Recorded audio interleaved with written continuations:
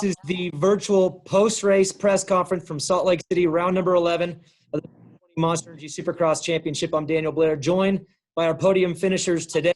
We'll start with the 450 division, finishing in third, riding for Team Honda HRC, Ken Roxton, finishing second, riding for KTM Red Bull, Cooper Webb, and today's winner, Monster Energy Kawasaki's Eli Tomac. Congratulations, guys.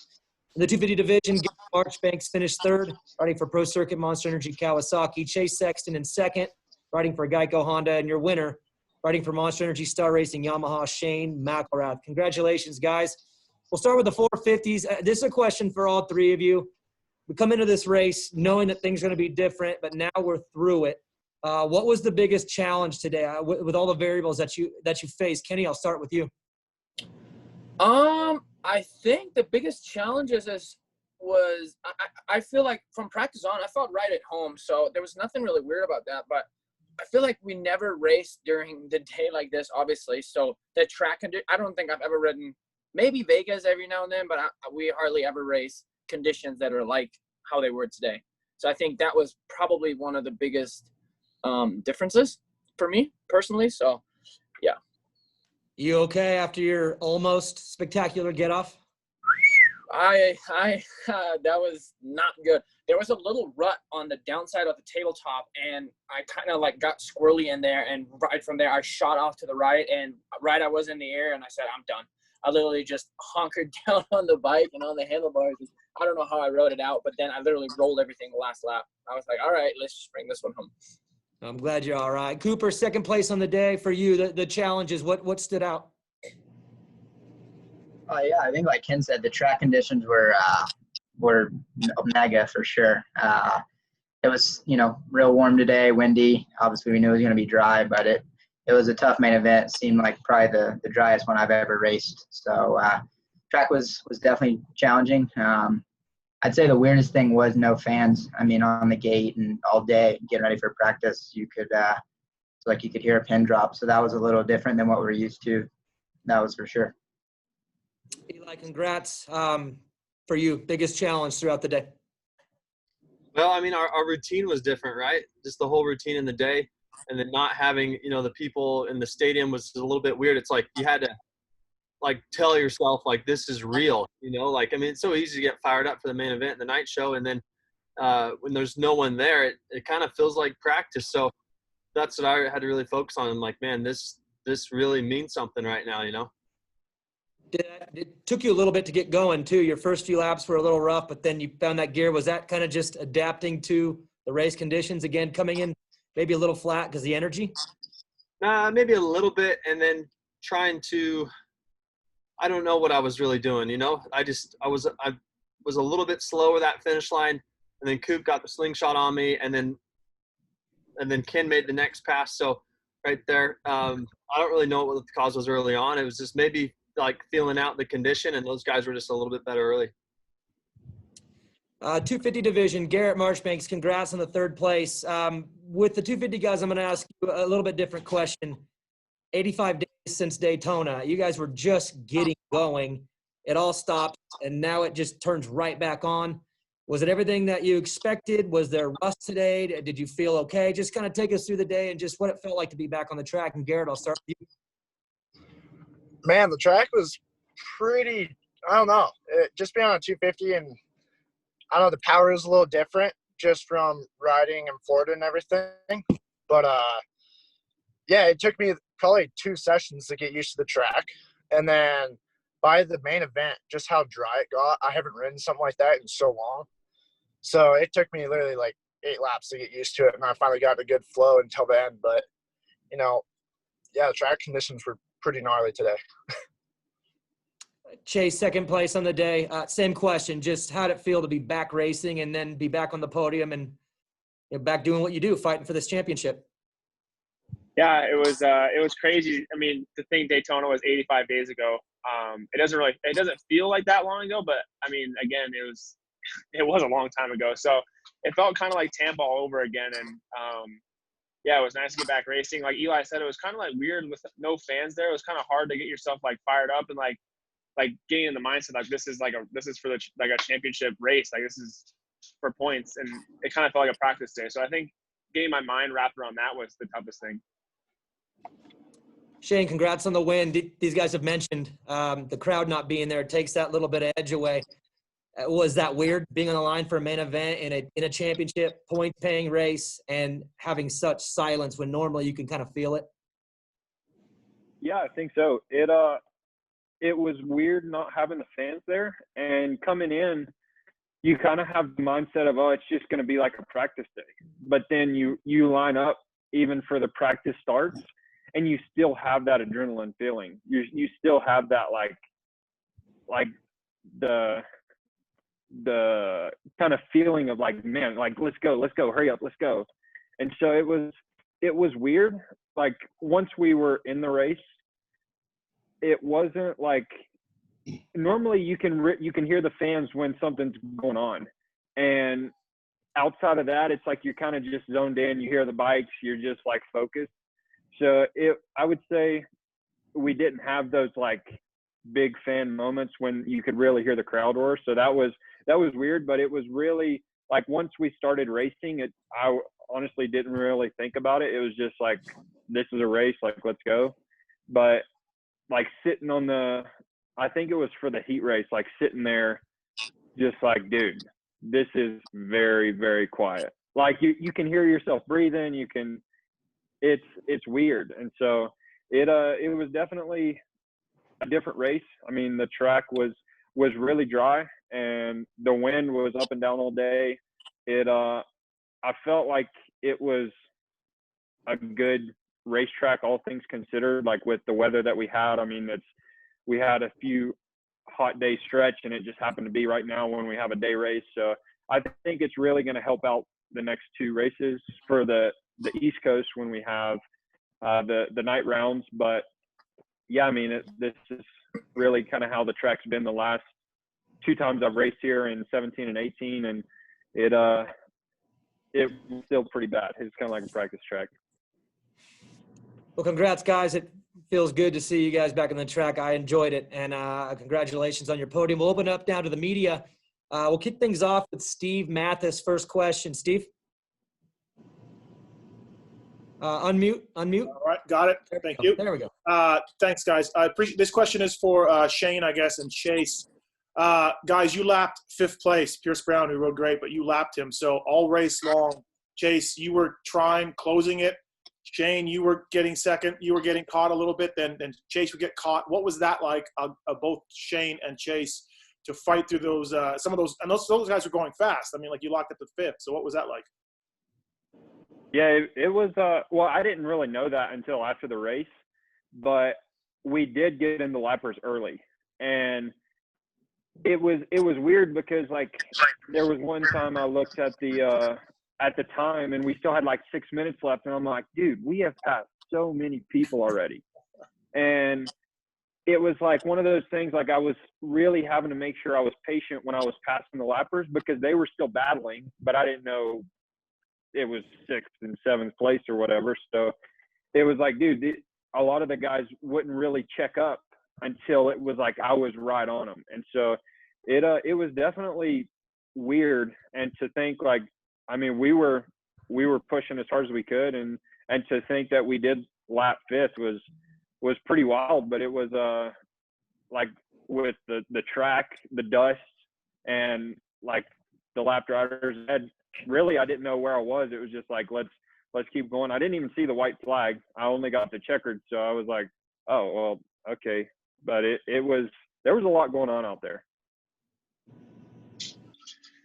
Yeah, I mean, the track in general, like it was super dry. And then having those lap riders in there was kind of like, I don't know, it felt like chaotic out there. There was so much dust flying, and then getting behind lappers, I couldn't see anything. I was like trying to figure out which one was Shane, because like, I get in a lapper and he would pass one. I thought it was Shane, but it was actually a lapper. So it was kind of just chaotic. And I was the last couple laps, I'm like, man, we got to be lapping. Like I saw Pierce, I'm like, I think he's like somewhere around the top 5. So I think Shane and I were pushing a pretty good pace at the beginning of the race. And I don't know, I just felt like we were riding pretty well. So I think with the short track and just the conditions, I think that's why we lapped all the way up to 5th. Jason Wygant. Unmuted. I'll just ask Eli, qualifying. We don't have the scoring tower. I don't know if you had pit boards or if you could see. I think they were trying to do pit boards. So just give us an idea. Did you, like in qualifying, do you even know where your lap time is? Because normally we have that big board to watch. Yeah, we didn't have the board today, but I think we got a pit board in the first qualifying. So yeah, I could see the pit board, so it wasn't too bad. But not having like the tower was a little bit different, and it was kind of nice. At least we were able to look at the big screen, for our total time. And I looked up there once. It was like 15 minutes ago. I'm like, wow, we're gonna do a lot of laps tonight. Today. Yeah, that's right. Eli and also Cooper, you were kind of keeping each other honest to the end. I know Kenny had that mistake there.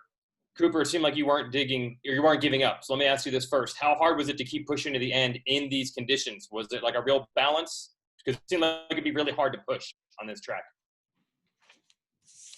Yeah, like you said, it was tough to find that balance of, like I would told the team, it's like you want to go faster and you try harder, but you make mistakes because it's so dry. So it was really about kind of being patient, but trying to carry the momentum and hit your marks. And yeah, I felt like I made a charge there at the end, and I made a mistake where I missed the rhythm that, really kind of took me out of it a little bit. But overall, like you just said, it was a long main event. So I felt like we played, once he got around me, we played kind of cat and mouse. I mean, I was still a good ways back, but, it seemed like one lap he would kind of gain, and then the next maybe I'd gain a little bit. So I knew it was going to be a long one and was just hoping to try to click off as many good laps as I could. And then, yeah, there at the end, that mistake, I think he got an even bigger gap with a few to go. And so it was, it was a hard charge, but definitely a long main event. What were the final laps like for you there, Eli? Same situation with him, like 3 seconds back and the track going away. It was just tough the whole time, and the pressure was there the whole time. So it was hard, and the Adams thing was just crazy. I mean, I would watch that again, and the way his bike bounced. Luckily, the rear wheel was coming down, and then I, rode over the center of the bike. Like, that was just pure luck to make it through that thing. Michael Antonovich. All right, this question, thanks Daniel, is for the 450 guys. Quite a few laps on a basically very simple track just to ease you guys back into things. How did it feel, even though it is a 20-minute race? How much did the track change and break down when you guys got into those later stages? I'll just start up. Honestly, I mean, you start up and they try and fix as much as possible. And I honestly feel like we didn't even you don't have really that much time to think, right? Like the track's breaking down and we kept cutting down, and the power of the bikes are down out here a little bit. So it for sure made that kind of things a little bit tougher. I mean, I don't know the rhythm where I almost crashed on. I don't know how many times I went over the table and then threed and cased that one and double singled probably 5 or 6 times. And so that side of things, I feel like, once the bikes get a little bit hot, like they actually lose a little bit more power. I mean, it's not significant, but in altitude, you notice it even more. Our bikes are so powerful on regular altitude. So it was getting so bad and so dry that, like what Cooper said, it was such a fine line of pushing and not pushing. And, you go around the start straight, that long left-hander. I mean, you could have literally sipped a coffee right there because we were going so slow around that thing. So it broke down, it got rougher, and we tried to, move out of some of the rough stuff, but then you can barely make the jump. So it was a challenge. Cooper. It was, like you said, it seemed like they didn't prep it, too much before the main event. Like they left quite a bit of stuff. So it was quite a bit different than I think most races that break down and you just kind of go lower and lower and lower. And with the altitude and the bikes being slow, you can't go much lower and make the jump. So it was definitely tricky. And then it felt like the rocks kind of came out as well. So it was definitely a rough main event, but more just the lines just having no traction. And, you're on that fine line of it almost blowing every time you came around it. And I think like the slickest turn was the first turn, and there at the end we got down to the concrete you know, and so it's like you hit that and I hit it one lap and you're like just barely holding on. So that was the hard part. Eli. I'm with these guys. I mean, it just, it kind of did the typical, but it was dry. It required, some two-wheel drift, and like that first turn was crazy. It was like you're on a flat track bike, but sometimes it was actually kind of cool. Chris Cooksey. So Eli, how similar is this dirt to what you ride on in Cortez? And what does your week look like now? You got Monday, Tuesday, race on Wednesday. What are you going to do? Our track at home, it gets dry and hard, so it's somewhat similar. This place has more rock in it. Like there was some marbles, especially in that last turn before the finish line. Like there was some serious marbly rock coming up. But yeah, it's hard and dry at home. Yeah, and then I just lost my train of thought there. What was your second question? What are you going to do Monday and Tuesday? Like what does it look like? Are you going riding? Are you resting? What do you do? Yeah, probably off the motorcycle. Just because we only have 2 days. So, there's really not much we can do is just recover, because these race days are big efforts, So just think about recovery. And then Garrett Marchbanks, you put a really aggressive pass on Jeremy Martin. I don't know, was there a payback or was it just an aggressive pass? No payback at all. Honestly, like I don't know, I just thought the track was really tough to pass on. And, I was just trying to make a quick, aggressive pass. That was all. Perfect. Thanks. Dan Lamb. Yeah, Dan Lamb, Moto X Addicts. For Shane. Shane, you now have, I think, 3 wins in a row here at Salt Lake. Time you guys have church. Something about this place obviously fits with you. How stoked were you, first of all, to hear the racing was going to be here? And then secondly, what is it about this place, I mean, other than the soil, obviously, that you thrive on? Honestly, when we first heard that it was going to be here, it's like just cool. I mean, I'm on a Yamaha now. I feel like it's one of the best 250s, and it's the bike is really good, and I feel really good at altitude. I think it's, for me, I mean, it's cool that I've won three races here in a row, but I don't really think it's anything special. I mean, I feel good here, and I like the dirt here, and it's really similar to practice. And so for me, I felt comfortable. And even from the from the 2 sighting laps, I mean, we could see the track from the stands earlier, and you kind of have a good idea. You can see how things are built, and it looked like things were a little bit rolled, and it's to be expected here at altitude just because the bikes are slower. But then once we got out there, it's like everything's pretty forgiving for the most part. So you kind of just tell yourself, all right, this is what we're going to do, so let's do it. And I mean, I know the first rhythm, a lot of people dealt with problems making that first triple. It was almost like it was built backwards. Like the landing was pretty tall and steep, and so that on the 250s, it's like sometimes I could stand, sometimes I had to sit because I wouldn't make it at all. So really, I thought it was just a good race day, and it was good to get back to racing. And I don't really think it's anything special with Salt Lake. I feel good in the altitude, and I feel good in the championship, and I just feel like I'm good.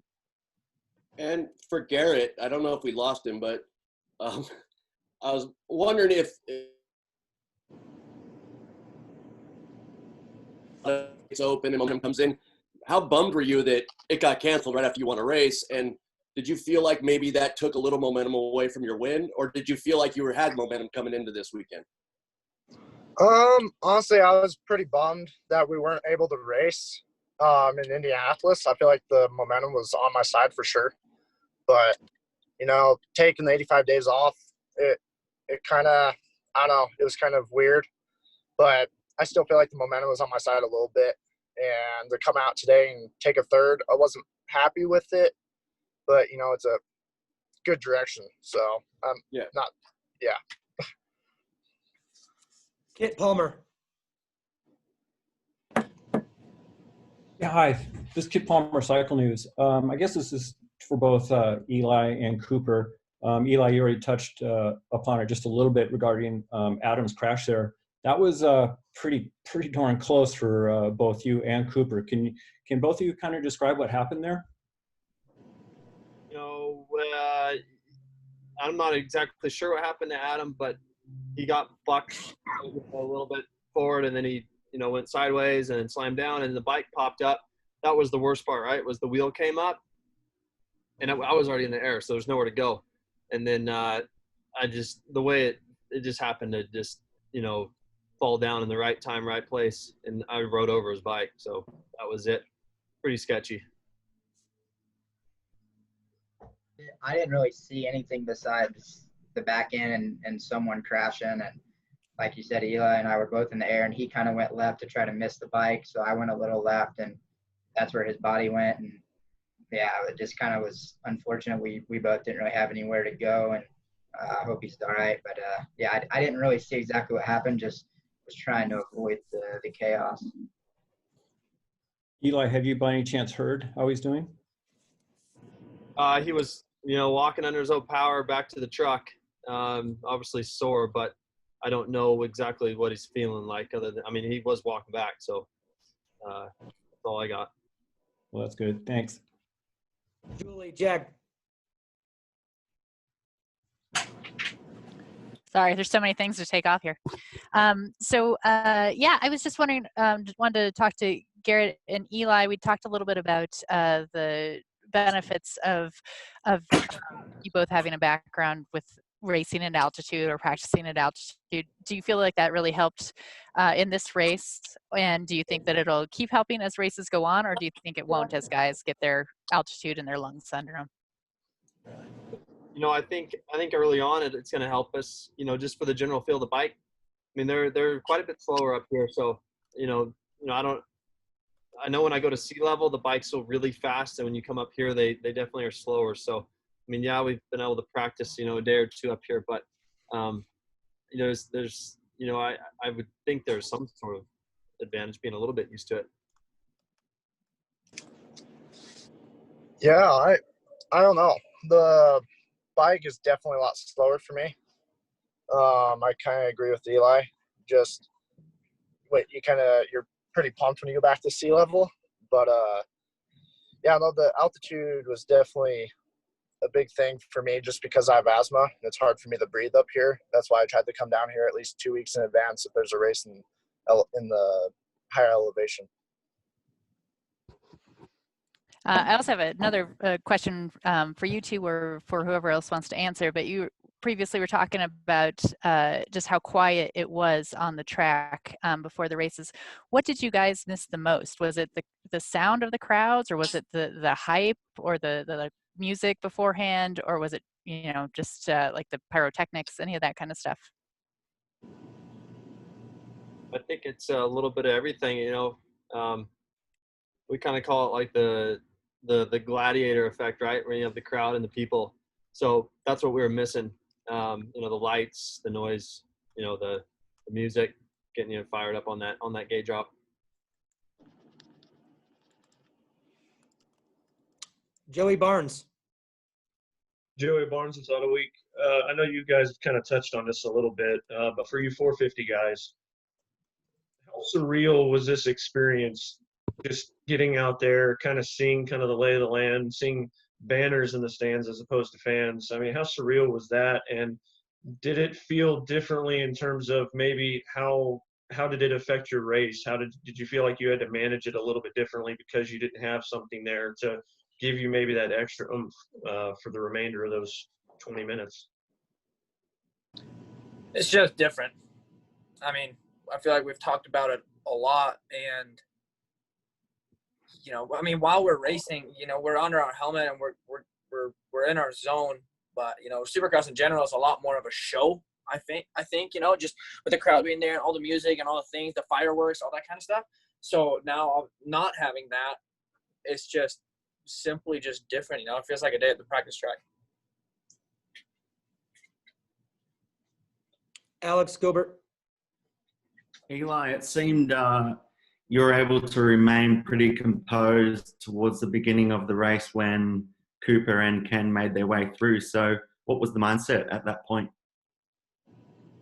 At that point, I didn't really know what was going on. I mean, I knew we had a lot of time left. I was still comfortable with that, and I wasn't pushing as hard in general. I don't think early there. So that was it. You know, I was just banking on the amount of laps we had, and you know, no one was really running away too fast too early. So I wasn't you know, totally panicking.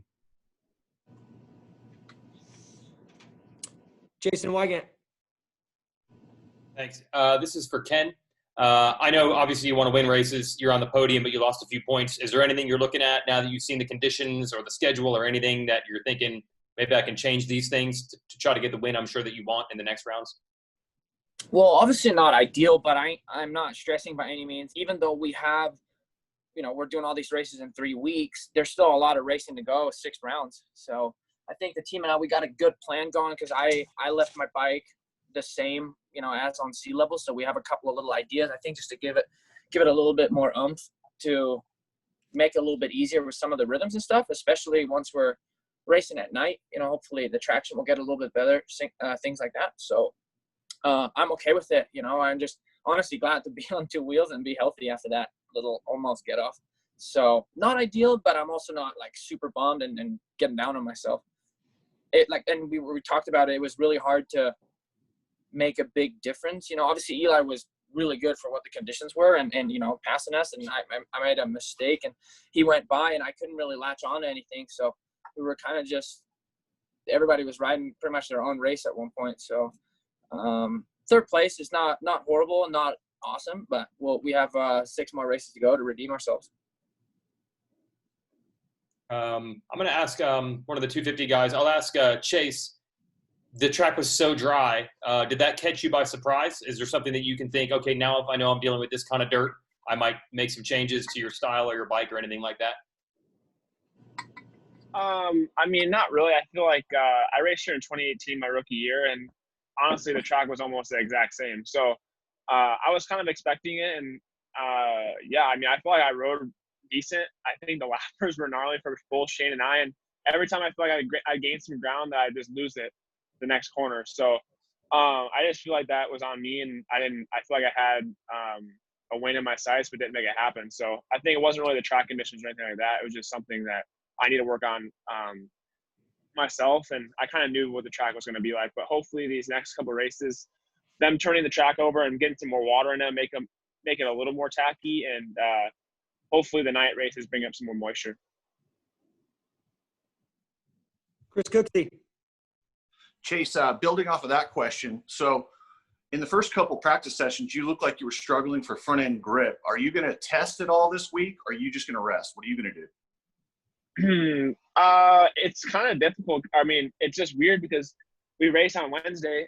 I probably will take tomorrow off and then ride Tuesday just to be able to get on the bike. But the front end washing was more, I think, just them putting water on the track, and we did adjust the sag a little bit, so front end was a little lighter, which we went back. So yeah, I mean, it was just, I think, some of the track and some partly me and part of the bike. So it wasn't really anything that stood out that made me lose the front or anything like that. I actually felt pretty good in practice and felt decent all day. Felt like the bike stability was really good. So looking forward to Wednesday. Dan Lamb.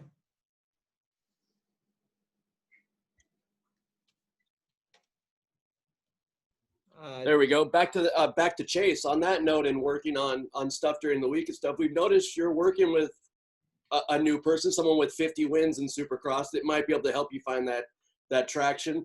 Is there anything you can talk about working with James? Sure.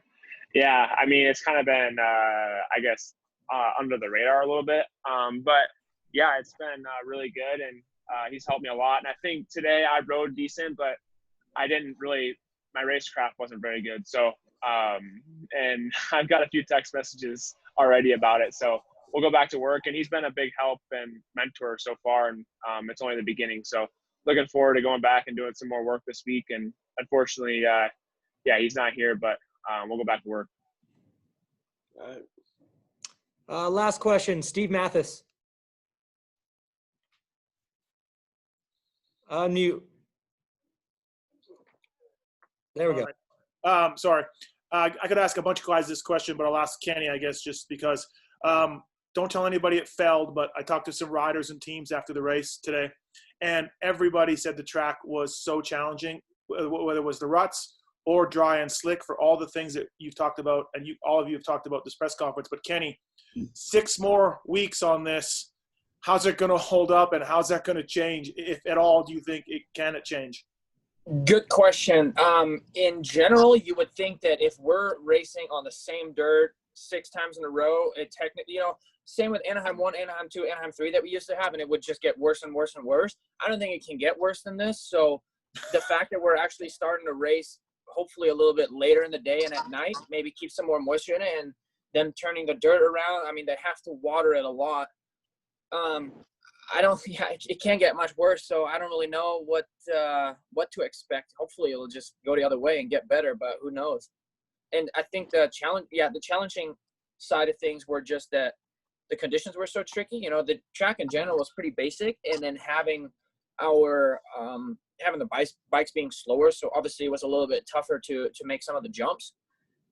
I just think the other half of the track, for example, where I almost crashed, everything basically after the finish line, the whoops were okay, but that whole section right there with those rollers, I was wondering what they were doing, because it's really nothing where you can make up time. It's not, you're not in the air. Like, we're riding almost in the 30. I've never ridden a Supercross track that's that short, I don't think so, or that fast, I should say. I feel like they could have maybe done a couple of things better just to not have low 40-second lap time. But hopefully they'll do some changes here for the next few rounds, and maybe it'll get a little better. All right, thank you guys for being here. Again, congratulations on your podium performance today, guys. And look forward to seeing you all on Wednesday. Have a good one. Thank you. See ya. Thanks, guys.